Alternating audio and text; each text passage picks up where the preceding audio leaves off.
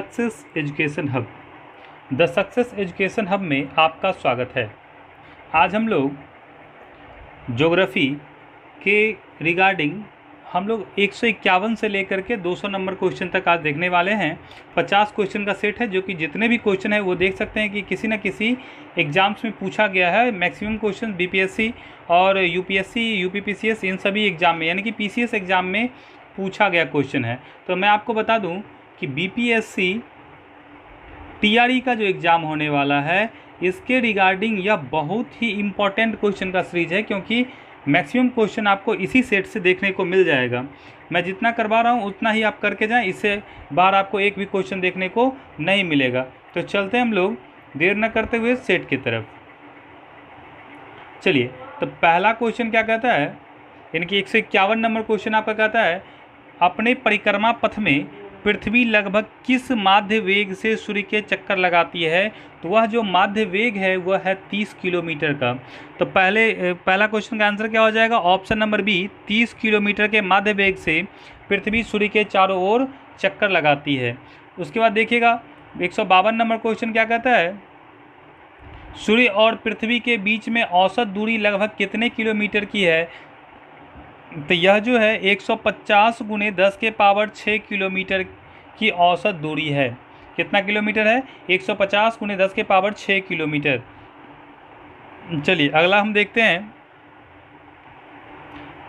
153 number question क्या कहता है, सूर्य से दूरी के क्रम में निम्नलिखित में से कौन से दो ग्रह मंगल और यूरेनस के बीच हैं। तो मैं पहले भी बताया हूँ ग्रहों का क्रम। चलिए, तो यहाँ हम लिख देते हैं सन।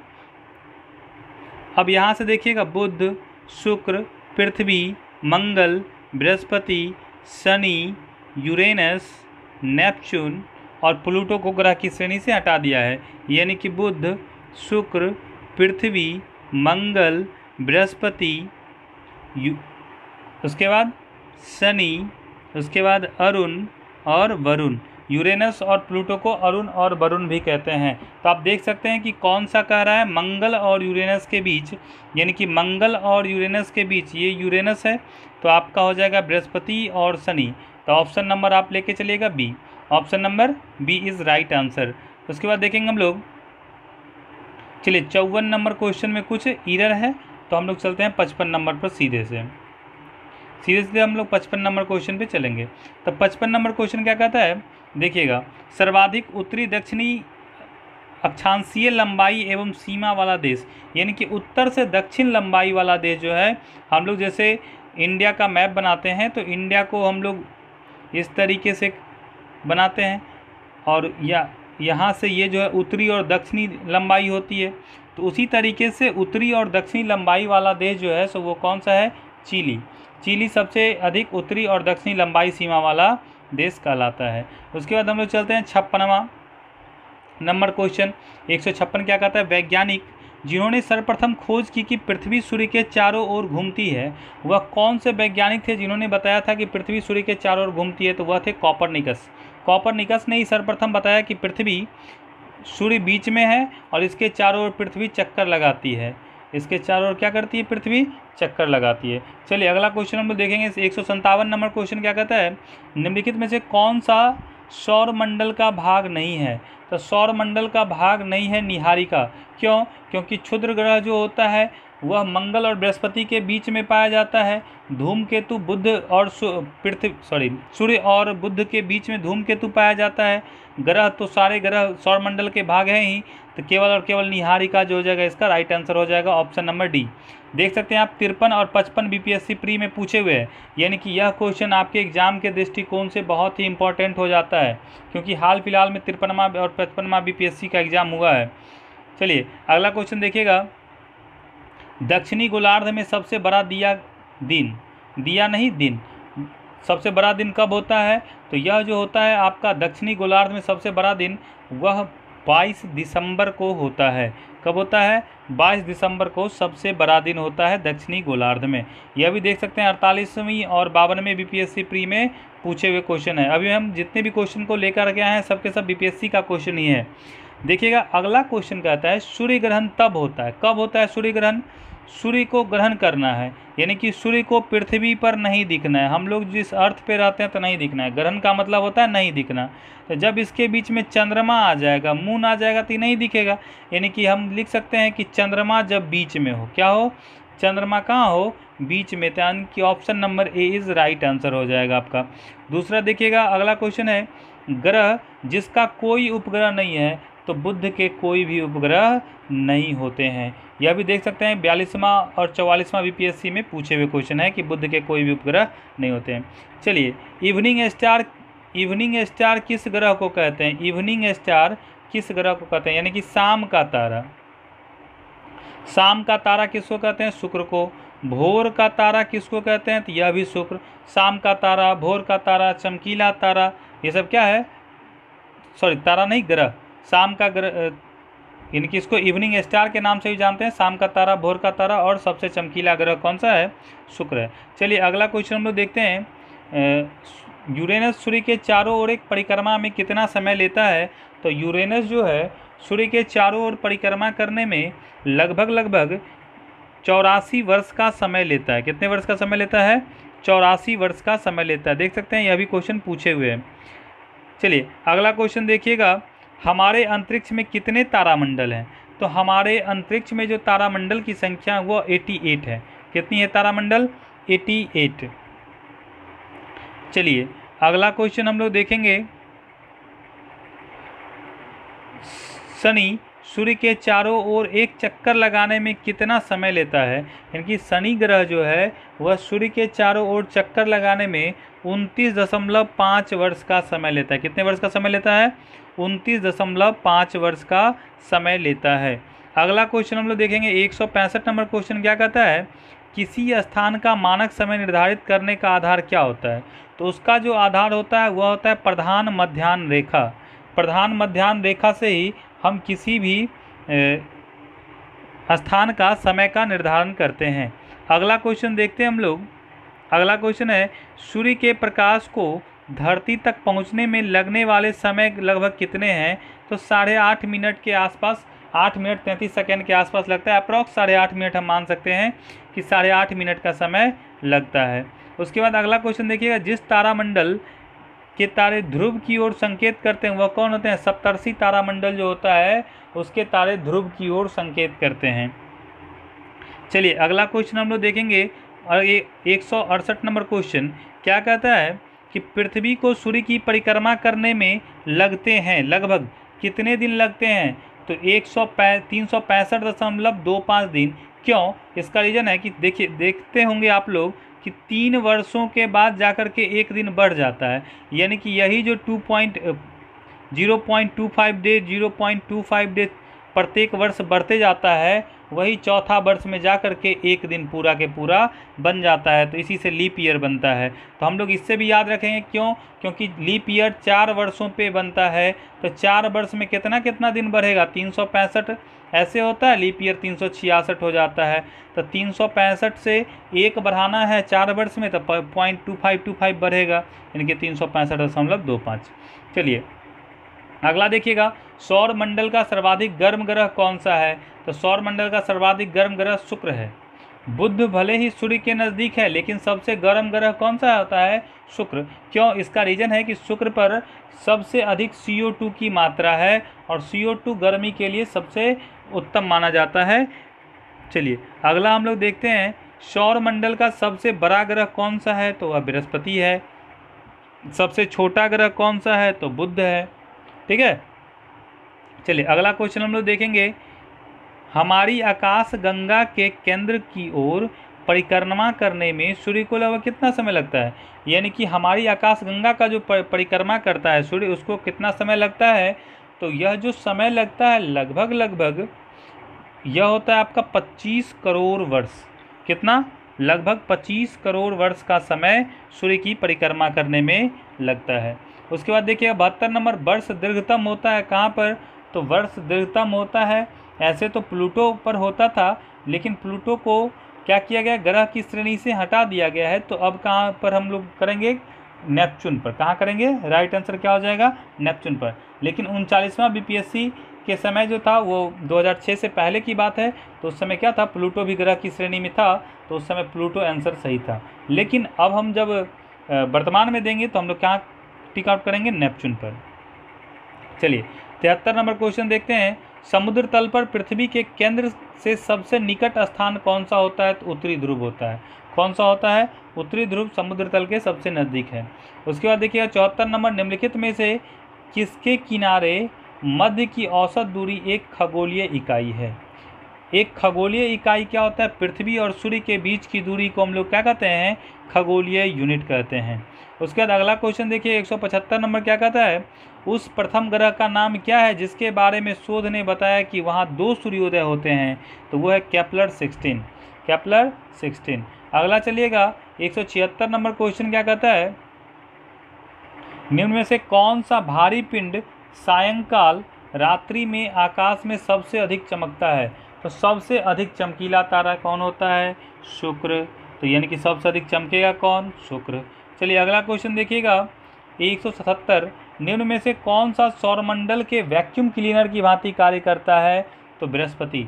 बृहस्पति बड़ा ग्रह होने के कारण यह अपने इर्द गिर्द जितने भी छोटे छोटे कण होते हैं, पार्टिकल्स होते हैं, उसको अपनी तरफ आकर्षित कर लेता है, और वह क्या करता है, इसके गुरुत्वाकर्षण के कारण इसके चारों ओर चक्कर लगाने लगता है, यानी कि वह वैक्यूम क्लीनर का काम करता है। चलिए अगला क्वेश्चन हम लोग देखेंगे 178 नंबर क्वेश्चन, सूर्य व तारों की ऊर्जा का प्रमुख कारण क्या है, तो नाभिकीय संलयन। नाभिकीय संलयन होता है, यानी कि हाइड्रोजन 2 हाइड्रोजन में जुड़ करके एक हीलियम नाभिक का निर्माण करते हैं, इसी को कहते हैं नाभिकीय संलयन। ये इक्वेशन सही नहीं है, इसको थोड़ा सा सही कर लेना है। चलिए सूर्य के सबसे निकट का ग्रह कौन सा है, बुध है, अभी हम जस्ट बताए थे आपको। उसके बाद अगला क्वेश्चन देखिएगा, निम्नलिखित में से कौन सी खगोलीय वस्तु नहीं है, तो खगोलीय वस्तु जो नहीं है वो क्या है, कृष्ण मास्टर खगोलीय वस्तु नहीं है। अगला क्वेश्चन देखिएगा, पृथ्वी की मंदाकिनी को सबसे पहले किसने देखा था, तो सबसे पहले जो मंदाकिनी को देखने, यानी कि आकाश गंगा को, मंदाकिनी कहने का मतलब आकाश गंगा, तो पृथ्वी की आकाश गंगा को देखने का सबसे पहले श्रेय जो जाता है वह जाता है गैलीलियो को। किसने देखा था, गैलीलियो ने सर्वप्रथम पृथ्वी की आकाश गंगा को देखा था। अगला देखिएगा, धूमकेतु किसके चारों ओर चक्कर लगाते हैं, तो धूमकेतु जो चक्कर लगाते हैं वो सूर्य के चारों ओर चक्कर लगाते हैं।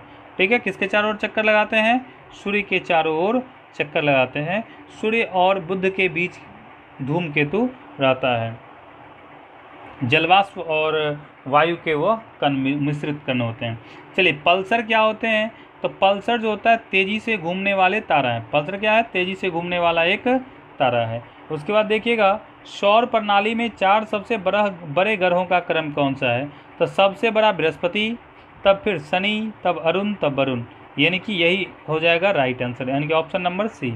चलिए 85 नंबर क्वेश्चन देखेंगे, केपलर के ग्रह के गति का नियम बताता है कि काल की अवधि का वर्ग अक्ष अर्ध दीर्घ अक्ष के घन के बराबर होता है। अर्ध दीर्घ अक्ष के घन के बराबर होता है, ऑप्शन नंबर हो जाएगा इसका सी।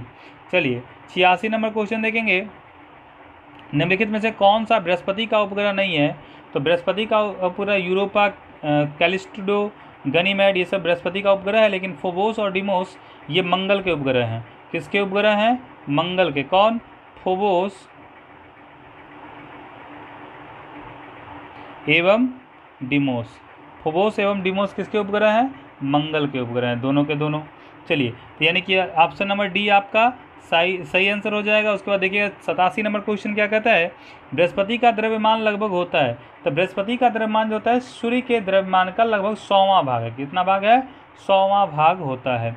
उसके बाद अगला क्वेश्चन चलते हैं हम लोग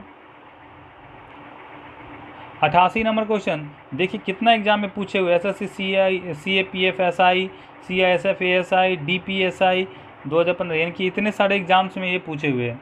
सूर्य या चंद्र ग्रहण में पृथ्वी की छाया कितने भागों में विभाजित होती है, तो 2 भागों में। पृथ्वी की छाया 2 भाग में विभाजित हो जाती है। अगला देखिएगा, कौन सा ग्रह चंद्रमा के समान दिखता है, तो चंद्रमा के समान दिखने वाला ग्रह जो होता है वह कौन सा है, तो वह शुक्र है। अगला क्वेश्चन हम लोग चलते हैं, अरुण ग्रह की खोज किसने की थी, तो अरुण ग्रह की खोज विलियम हर्शल ने की थी। विलियम हर्शल नामक जो थे एस्ट्रोलॉजिस्ट, उन्होंने क्या किया था, इसकी खोज किया था। चलिए क्या 191 देखेंगे हम लोग। सूर्य के बाद पृथ्वी से सबसे नज़दीक का तारा कौन सा है? तो सबसे नज़दीक का तारा प्रोक्सिमा सेंचुरी है। कौन सा है? Proxima Centauri is the right answer. चलिए हम लोग आगे चलते हैं। सूर्य का पृष्ठ का तापमान लगभग कितना होता है? तो वह 6000 डिग्री सेंटीग्रेड होता है। 6000 डिग्री सेंटीग्रेड। सोच सकते हैं कि 100 डिग्री टेम्परेचर पर पानी उबलना शुरू हो जाता है, तो 6000 पर क्या होगा? 6000 पर कोई भी वस्तु प्लाज्मा अवस्था में चला जाएगा। किस अवस्था में चला जाएगा? प्लाज्मा अवस्था में चला जाएगा। 93 नंबर क्वेश्चन देखिएगा। निम्नलिखित में से कौन सी प्रक्रिया द्वारा पृथ्वी की आयु का निर्णय किया जाता है? तो पृथ्वी की आयु की गणना आप यूरेनियम डेटिंग विधि से या फिर रेडियोमेट्रिक गणना के माध्यम से किया जाता है। इसी पर आपको पूछता है कार्बन डेटिंग से C14 से क्या किया जाता है? तो कार्बन डेटिंग से किया जाता है आपको पेड़ पौधे के जीवन की गणना, यानी कि उनके जीवन कितने पुराने पेड़ पौधे हैं, इसकी गणना की जाती है C14 से। चलिए अगला क्वेश्चन देखिएगा। निम्न में से लाल ग्रह किसे कहते हैं? तो लाल ग्रह जो कहते हैं वह कहते हैं मंगल ग्रह को। मंगल ग्रह को लाल ग्रह भी कहते हैं। इसको ऐसे भी याद रख सकते हैं कि मंगल को किसका पूजा होता है? बजरंगबली का पूजा होता है तब, और बजरंगबली को लाल रंग पसंद है, इसलिए आप याद रख सकते हैं कि मंगल ग्रह कैसा होता है? लाल रंग का होता है, बस याद रखने के लिए।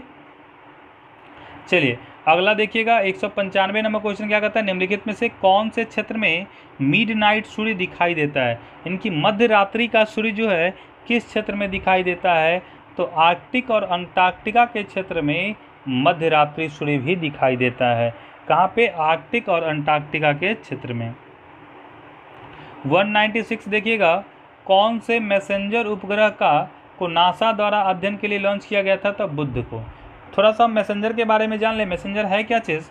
मैसेंजर का फुल फॉर्म होता है, देखिएगा, इसको हम लोग क्या कहते हैं?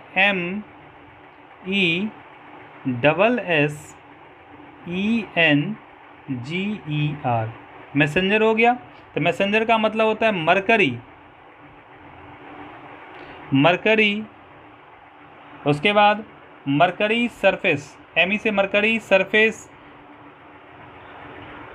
Environmental geochemistry and ranging. Mercury surface environmental Jio surface and ranging, इसी को कहते हैं हम लोग मैसेंजर। ठीक है, यहाँ से mercury surface environmental Jio satellite and ranging, यानी कि यह जो था मरकरी यानी कि बुध ग्रह पर भेजा गया था। बुध की परिक्रमा कर रहा है यह इसके बारे में जानकारी के लिए बुध पर गया था। यानी कि चलिए आपका ऑप्शन नंबर हो जाएगा 96 का। 97 देखेंगे हम लोग। निम्न में से कौन सी प्रक्रिया सूर्य की ऊर्जा निहित है? तो सूर्य की ऊर्जा जो निहित होती है वह होते हैं नाभिकीय संलयन में निहित होती है। अगला क्वेश्चन देखिएगा 198। सूर्य के बाह्यतम परत को कहते हैं, तो यह क्रीट या कोरोना के नाम से जाना जाता है। सूर्य का बाह्यतम परत क्या कहलाता है? क्रीट या कोरोना कहलाता है। 199 नंबर क्वेश्चन हम लोग देखेंगे। अगला क्वेश्चन है 199। चलिए तो 199 नंबर क्वेश्चन हम लोग देखेंगे। क्या कहता है? पृथ्वी से चांद का पार्श्व पृष्ठ दिखाई देता है क्योंकि उसके घूर्णन और परिक्रमण की अवधि एक ही है। यानी कि पृथ्वी से चांद का पार्श्व पृष्ठ भी दिखाई दे देता है। इसका कारण क्या है कि उसका घूर्णन और परिक्रमण अवधि एक ही होता है, इसलिए वो ऐसा होता है। चलिए अगला क्वेश्चन हम लोग देखेंगे। जब चंद्रमा की पूरी तरह से सूर्य ढक लेता है, चंद्रमा को पूरी तरह से सूर्य ढक लेता है, यानी कि आच्छादित कर देता है, ढकने का नाम आच्छादित कर देता है, तो उसे क्या कहते हैं? प्रछाया कहते हैं या उम्बा कहते हैं। प्रछाया या उम्बा कहते हैं। क्या कहते हैं? प्रछाया या उम्बा कहते हैं। इस तरीके से अभी आपने 200 क्वेश्चन का सेट देखा, यानी कि 200 क्वेश्चन जो हम लोगों ने ज्योग्राफी का देखा है, इससे बाहर एक भी प्रश्न आपको देखने को नहीं मिलेगा। यानी कि मैं कह दूं एक भी प्रश्न आपको बाहर नहीं होगा।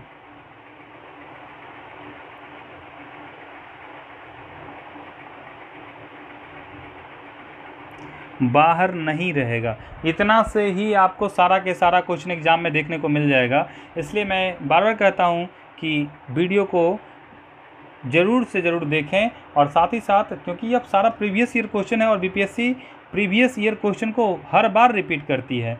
अगर आप बीपीएससी के एग्ज़ाम्स के पैटर्न को देखे होंगे तो आपको ऐसा एहसास हुआ होगा कि बीपीएससी ज़रूर बहुत सारे प्रश्न को रिपीट कर देती है जब उस एग्ज़ाम में, तो इसमें तो 100% रिपीट होगा।